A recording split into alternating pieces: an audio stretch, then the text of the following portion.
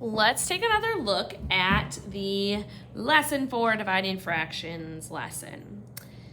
So we have broken down the steps for you here, and then I want you to have out your resource packet with your factor chart for simplifying, okay? So first step is we should be converting any mixed number or whole number into an improper fraction. So looking at this problem, neither of these is a whole number, neither of these is a mixed number, so I'm just gonna rewrite this as 4/9 divided by 6/7. Step 2, we are gonna rewrite the problem by keeping the first number, switching the operation, flipping the second number. So remember, we kind of write keep it, switch it, flip it. And I'm gonna write that underneath here. I'm keeping the first number, I'm switching the operation, I'm flipping the second number. So keeping it as 4/9, switching it from division to multiplication, flipping it from 6/7 to 7/6. Now we simplify, so I'm looking at my diagonals to see if anything simplifies. So on my factor chart, I find 9 and 7 to see if they divide by anything other than 1. The only thing they both divide by is 1. So I'm just going to show I'm dividing those both by 1. 9 divided by 1 is 9. 7 divided by 1 is 7. Doing the same thing for 4 and 6. So 4 and 6, they share 1, but they also share 2. So I'm going to show that these both divide by 2.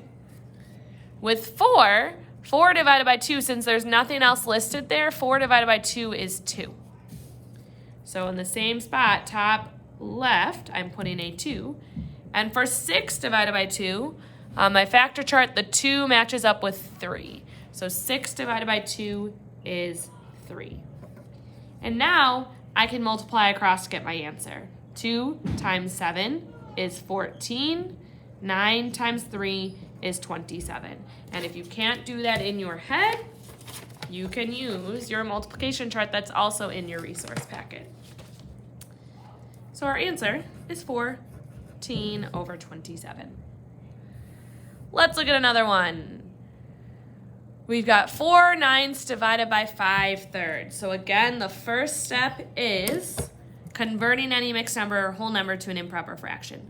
Both of these are just fractions already, so I'm just going to rewrite them as is. 4/9 divided by 5/3. Next step is to keep it, switch it, flip it.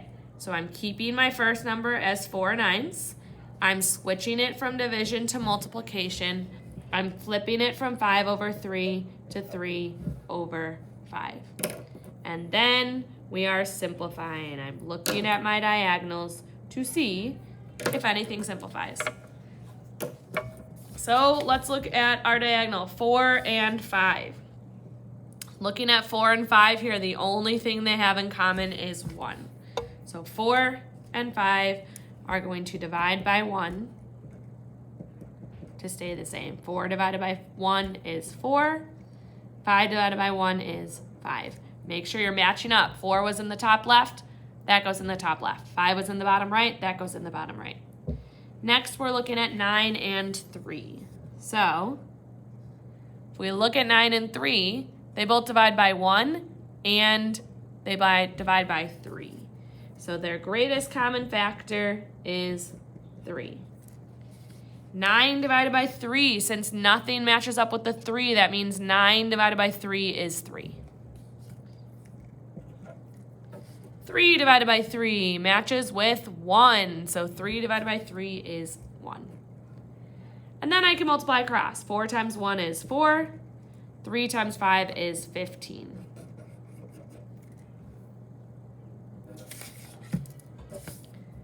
Okay. Number 3, convert the mixed number to an improper fraction. So in this case, we actually do have an improper or a mixed number. So to convert, I take my whole number of 5 times 6 is 30, and add the numerator of 5. 30 plus 5 is 35 over that original denominator of 6. Same thing here. I'm taking the 3, multiplying it by our denominator of 8 is 24, plus our numerator of 6 is 30. 24 plus 6 is 30. So that goes in our numerator over the original denominator of 8. Now I can keep it, switch it, flip it. Keep it as 35 over 6. Switch it from division to multiplication. Flip it from 30 over 8 to 8 over 30. Then we can look at our diagonals. Okay. Looking at 35 and 30. So finding those two, we've got 30 kind of at the bottom here and 35 up top here. So 35 divides by 1, 5, 7, 35. 30 divides by 1, 2, 3, 5, 6, 10, 15, 30. The highest number they both share is 5. So we are going to divide these both by 5. 35 divided by 5. The 5 matches with 7. So that's going to give us 7. 30 divided by 5. The 5 matches with 6. So that's going to give us 6. Our next diagonal, 6 and 8. When I'm looking at these two, they divide by 1 and 2. The highest number they both divide by is 2. 6 divided by 2, the 2 matches with 3. So 6 divided by 2 is 3. And then 8 divided by 2, the 2 matches with 4. So 8 divided by 2 is 4. And now we can multiply across to get our answer. 7 times 4 is 28. 3 times 6 is 18. I'm fine with you leaving your answer like this, but you might realize that this actually can simplify further, because the 4 and the 6 would also simplify. These both divide by 2 to give you 14 over 9. So either of those can work.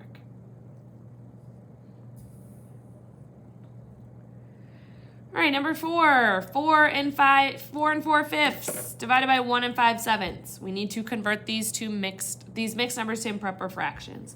So we're doing 4 times 5 is 20, plus our numerator of 4 gives us 24, over that original denominator of 5. 1 and 5 sevenths, we're multiplying 1 times our denominator of 7 is 7, plus 5 is 12 over that original denominator of 7. Now we can keep it, switch it, flip it. Keep it as 24 over 5. Switch it from division to multiplication. Flip it from 12 over 7 to 7 over 12. And now we can look at our diagonals. 24 and 12. So if we look at 24 and 12, they both divide by 1, 2, 3, 4, 6, and 12. The highest number they both divide by is 12.